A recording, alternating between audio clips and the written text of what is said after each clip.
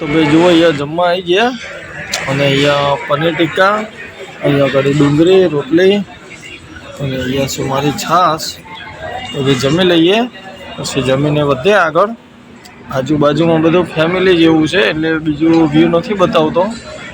તો જમી લઈએ અને આવી ગયા આપણા મરચા. મિત્રો ગુડ મોર્નિંગ, જય માતાજી, જય મેલડીમાં. આપણા એક નવા બ્લોગમાં તમારા બધાનું સ્વાગત છે. અત્યારે વાગી ગયા સવારના 6:30 અને જો આપણે આવી ગયા પેટ્રોલ પંપ ઉપર અને અહીંયા આપણું આઈસર લગાવી દીધું ટાંકો ફૂલ કરાવવા માટે અને ડીઝલ ભરાવાનું પણ ચાલુ થઈ ગયું. ફૂલ ટાંકી કરવાની છે અને ડીઝલ પુરાવાનું પણ ચાલુ થઈ ગયું. 16-17 લીટર આવી ગયું અને રનિંગ ચાલુ જ છે. ડીઝલનો ભાવ છે ₹89.95. તો જોઈએ હવે કેટલા લીટરે ટાંકી ફૂલ થાય છે બતાવું તમને. ઘરા સુધી ડીઝલ ભરવાનું છે ફૂલ ટાંકી. અને આપણે હમણાંના વિડીયા નહોતા આવતા, 2-4 દિવસ લગ્નગારામાં તે વ્યવહારિક કામથી બહાર ગયા હતા એટલે ગાડી ઉપર નહોતા એટલે વિડીયા નહોતા આવતા. તો હવે વિડીયા કન્ટિન્યુ આવશે, તો બધા વિડીયોમાં બન્યા રહેજો. આપણે ડીઝલ પુરાવીને જઈએ સાણંદ ગાડી ભરવા. તો મિત્રો જુઓ આપણે કારખાને તો પહોંચી આવ્યા અને અહીંયા આપણું આઈસર રાખ્યું છે, પણ અહીંયા આગળ એ સિઝન અત્યારે ઠંડી છે એટલે બધું કામકાજ ઠંડુ છે.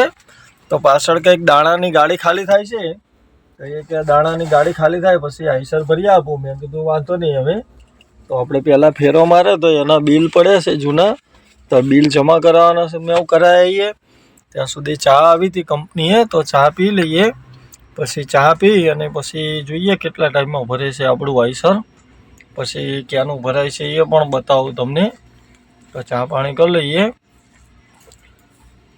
તો ભાઈ જુઓ અહીંયા આપણું આઈસર લગાવી દીધું અને અહીંયા ગાડી ભરવાની પણ ચાલુ થઈ જાય.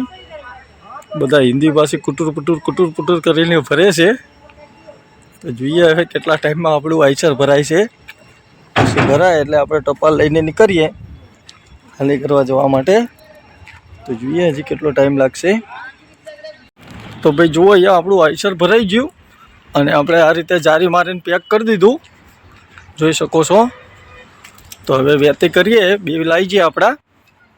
તો દોસ્તો જુઓ આપણે ગાડી ભરીને નીકળી આવ્યા અને અત્યારે આપણે પહોંચી આવ્યા અમદાવાદ સિટીના બોપલમાં. અને આ બોપલ ક્રોસ કરીએ છીએ. આપણે સાણંદથી ભરીને નીકળ્યા હતા એટલે સાણંદથી મુનિ આશ્રમ થઈ અને ડાયરેક્ટ બોપલ નીકળ્યા છીએ. અને આગળ આવી જશે વકીલ બ્રિજ, ત્યાંથી લઈ લઈશું લેફ્ટ સાઈડ એટલે આપણો એસપી રિંગ રોડ મળી આવશે. પછી ત્યાંથી આપણે આગળ ચાલ્યા જશું. તો જુઓ અત્યારે આ બોપલ ક્રોસ કરીએ છીએ, બોપલ સિટી જોઈ શકો છો. બોપલનો નજારો ઇન્ટરિયર આવે છે અત્યારે. તો હવે આપણે ચાલ્યા જઈએ અને આપણે જમવાનું પણ હજી બાકી છે. તો આગળ ક્યાંક હાઈવે ઉપર જઈને પહેલાં જમવાનો પ્રોગ્રામ કરીશું. તો જોઈએ હવે ક્યાં જમવા રાખીએ છીએ આ તે બતાવું તમને. બધા વિડીયોમાં જોડાયેલા રહેજો. તો મિત્રો જુઓ આપણે બોપલથી આ બાજુ લઈ લીધી ખાલી સાઈડ અને અત્યારે પહોંચી આવ્યા રિંગ રોડ ઉપર, જોઈ શકો છો. અહીંયાથી આપણે હાઈવે લઈ લઈએ રિંગ રોડ ઉપર, પછી કન્ટિન્યુ ચાલે જશું. તો ભાઈ જુઓ રિંગ રોડ ઉપર ભાટ ટોલ નાકું ક્રોસ કરી અને અહીંયા પણ બ્રિજનું કામ ચાલુ છે એટલે સિંગલ લાઇન બંધ કરેલી છે નદી ઉપર, જોઈ શકો છો. અને એક લાઇન ચાલુ કરેલી છે. આવક જાવકમાં એક જ લાઇન ઉપર ગાડીઓ ચાલે છે, એના હિસાબે થોડું ટ્રાફિક લાગેલું છે. તો હવે આ ટ્રાફિક ક્રોસ કરી અને આગળ હોટલ આવે છે તો ત્યાં આગળ આપણું આઈસર રાખી દઈએ જમવા માટે. અને ત્યાં ગાડી રાખીએ અને પહેલાં મિત્રો આપણે જમી લઈએ અને જમીને પછી આપણે જશું ગાડી ખાલી કરવા માટે. તો પહેલાં જમવાનો ટાઈમ પણ થઈ ગયો છે. તો આપણે આ ક્રોસ કરી અને આગળ જઈને જમી લઈએ હોટલ ઉપર રાખીને. તો જો અહીંયા ગાડી લાઇન ચાલુ છે એટલે ધીમે ધીમે વાહનો ચાલે છે. સિંગલ લાઇન ચાલુ છે એટલે, અને એમ કે લાઇન સિંગલ ચાલુ છે એટલે અંદર ગાડીઓ બધા વ્યવસ્થિત રીતે ચાલે તો વાંધો ના આવે.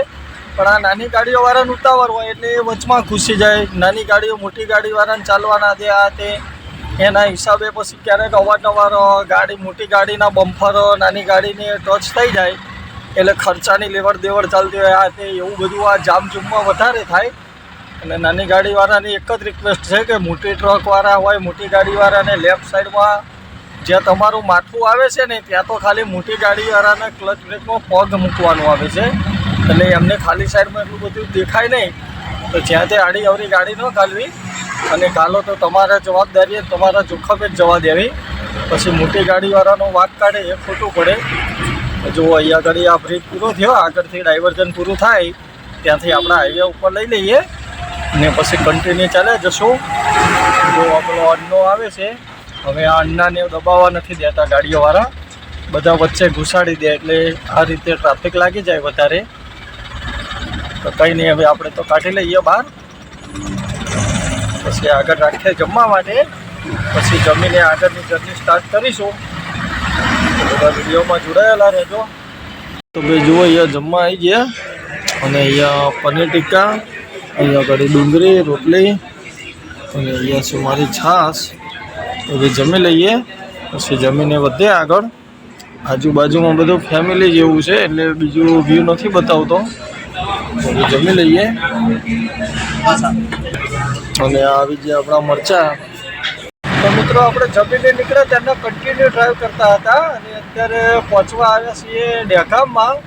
તો જો અત્યારે આપણે ડેગામમાં એન્ટર કરી લીધું આપણું આઈસર, અને હવે આપણે ડેગામ ક્રોસ કરી અને સીધા ચાલે જ જવાનું છે. તો બધા વિડીયોમાં જોડાયેલા રહેજો. આપણે પહેલાં ડેગામ પાર કરી લઈએ. તો મિત્રો જુઓ અત્યારે આપણે પહોંચી આવ્યા હરસોલ ચોકડી. આ છે હરસોલ ચોકડી, અને એની પહેલાં ગાડી આપણે રાખી દીધી સાઈડમાં, કેમ કે આપણે કન્ટિન્યુ ગાડી ચલાવીને આવ્યા હતા. એટલે એમ કે ટાયરો બાયરો ગરમ થઈ ગયા છે, તો મેં કીધું સહેજવાર રેસ્ટ કરાવી દઈએ ગાડીની. અને પાછળ આઈસર રાખ્યું હતું ચા પાણી કરવા માટે, તો આપણે સરસ મજાના ચા પાણી પણ થઈ ગયા. તો અહીંયા ઘડી ગાડી રાખી છે રેસ્ટ કરવા માટે. તો ટાયર બાયર ઠંડા થાય પછી આપણે જઈએ ખાલી કરવા માટે. પછી જોઈએ ત્યાં જઈને કેટલા ટાઈમમાં ખાલી કરે છે આ તે એ પણ તમને બતાવું. તો બધા વિડીયોમાં બન્યા રહેજો, વિડીયો છેલ્લે સુધી જોજો. ઘડીક ટાયરો ઠંડા કરી અને નીકળીએ. આમ તો આપણે ઓવરલોડ વજન ન હોય એટલે ટાયર ગરમ નથી થતા એટલા બધા, પણ એક વજનવાળા બંડલ થોડા આગળ ભરી દીધા છે, એના હિસાબે આગળના ટાયરો ગરમ થતા હતા. એના હિસાબે મેં કીધું ઘડીક રેસ્ટ કરાવી દઈએ પછી નીકળીએ આપણે, જેથી કરીને તકલીફ ના પડે. અને લેફ્ટ સાઈડનું ટાયર થોડું યાર વારું છે એના હિસાબે. તો મિત્રો જુઓ આપણે હરસોલ ચોકડીથી પહોંચી આવ્યા હરસોલ સ્ટેન્ડ ઉપર, અને અહીંયા આગળથી કંઈક સુલતાનપુર કરીને પડે છે, ત્યાં આગળ આપણે આઈસર ખાલી કરવા જવાનું છે. તો હવે સુલતાનપુર એક્ઝેક્ટ ક્યાં જવાનું છે આઈડિયા નથી, પણ એ ભાઈ આગળ ચાલે છે. i20 લાલ કલરની ગાડી છે આ ડમ્ફરની આગળ, એની પાછળ આપણે જવાનું છે. તો હવે એ ભાઈ આવી રહ્યો જો આ લાલ ગાડીવાળો, આ ભાઈની પાછળ આપણે જવાનું છે. તો જોઈએ હવે આ ભાઈ આપણને ક્યાં લઈ જાય છે, સુલતાનપુર ક્યાં આવ્યું એ તો આપણને આઈડિયા નથી, પણ આ ભાઈ લઈ જાય એની પાછળ આપણે જવાનું છે. જો ઇન્ડિકેટર બતાવી અને મતલબ એ રાઈટ સાઈડ વરવાનું છે, આપણે પણ વરવું પડશે. તો અહીંયાથી રાઈટ લઈ લઈએ ધીમે રહીને, અને પછી જઈએ સુલતાનપુર. અને સુલતાનપુર ગામ કેવું છે એ પણ તમને બતાવું, અને ત્યાંના માણસો કેવા છે એ પણ બતાવું, અને કેટલા ટાઈમમાં આપણું આઈસર ખાલી કરે છે એ પણ તમને બતાવું. બધા વિડીયોમાં જોડાયેલા રહેજો, વિડીયો છેલ્લે સુધી જોજો. તો આ રીતે કંઈક છે સુલતાનપુર જવાનો રસ્તો.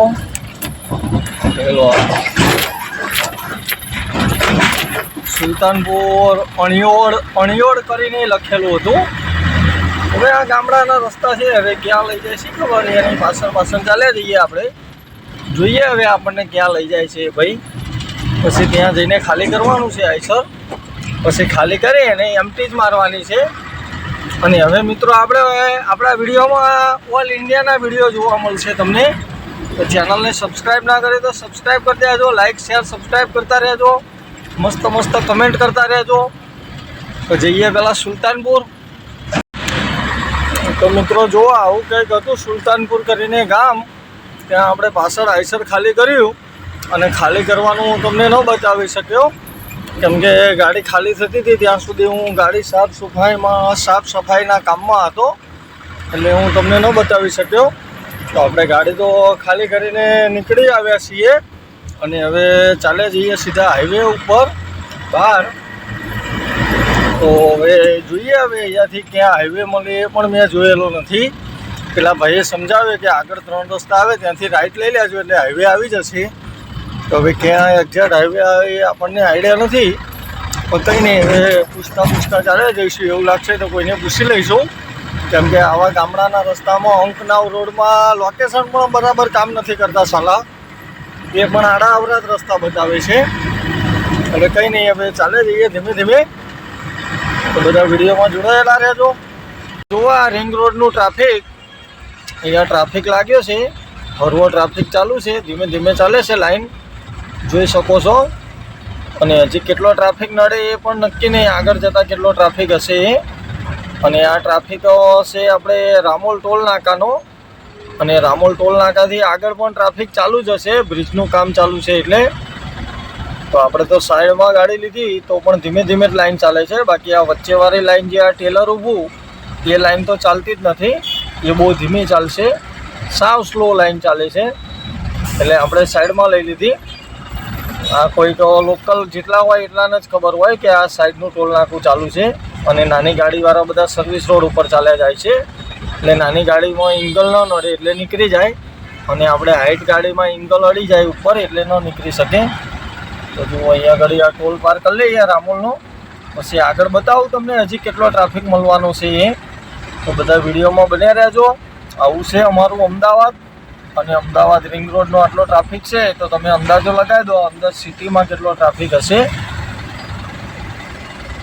તો મિત્રો જુઓ, આપણે રામોલ ટોલ નાકું ક્રોસ કરીને આગળ આવ્યા અને અહીંયા પણ ટ્રાફિક ચાલુ છે, જોઈ શકો છો. ટ્રાફિક તમે દુનિયાભરનું ટ્રાફિક છે, એમાં આવા બધા વાહા વચ્ચે નાખે ગાડીઓ એટલે ટ્રાફિક વધારે કરે, જોઈ શકો છો. આપણે આનો ઘૂસવા દેવાનો થતો નથી, એ ગમે એ કરે, એને નથી ઘૂસવા દેવાનો.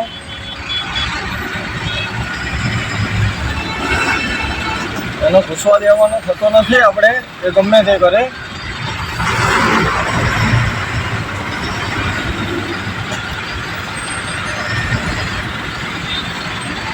વચ્ચે ઘૂસ મારે છે, આપણે વચ્ચે નહીં ઘૂસવા દઈએ એને, જોઈએ છીએ ઘૂસે છે કે નહીં.